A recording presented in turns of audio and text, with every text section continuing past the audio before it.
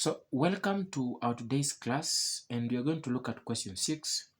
The diagram below shows the first process used for extraction of sulfur. Use it to answer the questions that follow.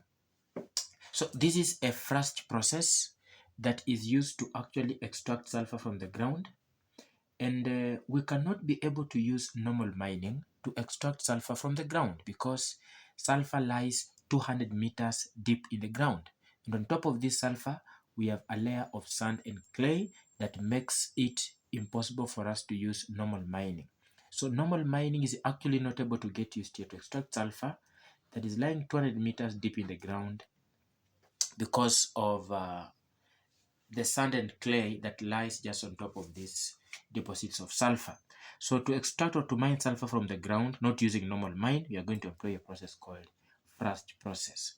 And with thrust process, 3 concentric pipes of 2 centimeters, 8 centimeters, and 15 centimeters are dug into the ground. We cannot use normal mining to extract sulfur from the ground because it lies 200 meters deep in the ground, and on top of the deposits of sulfur are layers of sand and clay. So 3 concentric pipes are dug into the ground, 2 centimeters, 8 centimeters, and 15 centimeters in diameter. And of course, the first pipe is the outermost pipe that has superheated water at 170 degrees Celsius. Why do you call this water superheated water? Because water normally boils at 100 degrees Celsius. But this water is at 170 degrees Celsius. So the water is superheated. The water has exceeded its boiling point. So it is superheated water.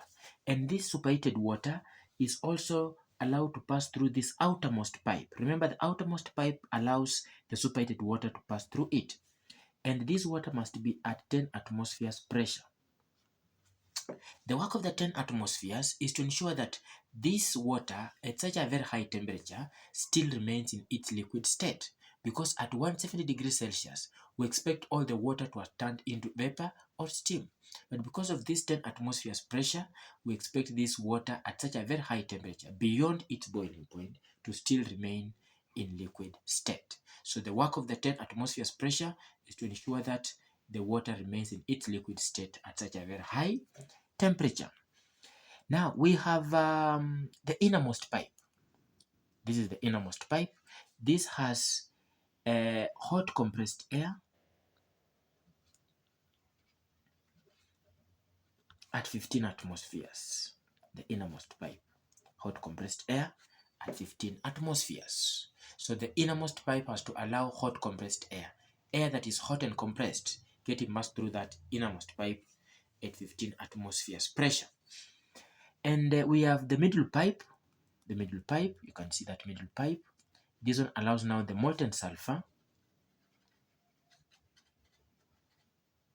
and the water to actually find their way onto the earth's surface.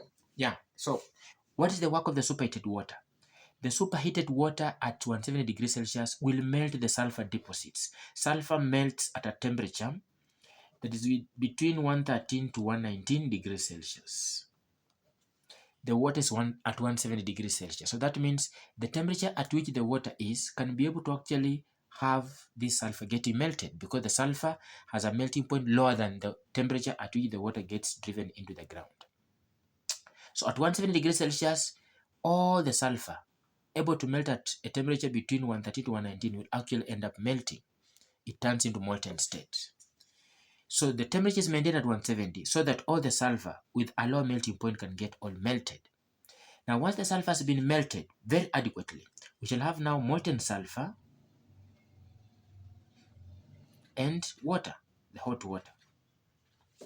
So a froth of molten sulfur and hot water will be forced up the middle pipe by the hot compressed air. So the hot compressed air through the innermost pipe drives or forces the molten sulfur and the hot water up the middle pipe to the earth's surface. On reaching the earth's surface, the molten sulfur does what? Cools. On cooling, it crystallizes out. Just look at that. It crystallizes out at 115 degrees Celsius. Remember, the superheated water at 170 degrees Celsius gets driven into the ground through the outermost pipe at 10 atmospheres pressure to keep this liquid at its liquid state at such a high temperature beyond its boiling point. This water in its liquid state at such a high temperature melts all the sulfur. Now the molten sulfur and the hot water will be forced up the middle pipe by the hot compressed air through the innermost pipe. You see, up to the ground. On reaching the ground, the molten sulfur crystallizes out on cooling at 115 degrees Celsius to form the solid sulfur. Solid sulfur crystallizes out of the liquid and it gets collected, which is of course 99.5% pure. Look at that. So two properties that can make sulfur to get extracted through this method very easily. Number one, sulfur has a very low melting point ranging from 113 to 119 degrees Celsius. Number two, sulfur undergoes very fast cooling. It quickly cools and crystallizes out at a very low temperature of around 115 degrees Celsius. And the same sulfur is actually less dense. It is not so dense. That's why it can actually get easily forced up the middle pipe to the earth surface when the hot compressed is passed through this innermost pipe to the ground. You see. So, and of course, after that, you have been told to identify R. It actually allows hot compressed air to 115 atmospheres pressure, at 15 atmospheres pressure to get even with the ground. Why is it necessary to use superheated water in the process? To ensure that all the sulfur is melted at 131 degrees Celsius, because that water is actually 170 degrees Celsius. Physical properties of sulfur that can make it possible for it to be extracted by this method. Number one, low melting point of 113 to 190 degrees Celsius. Two, easily cools and crystallizes out at 115 degrees Celsius. And has a low density, that way it can actually get driven up the middle pipe to the earth surface.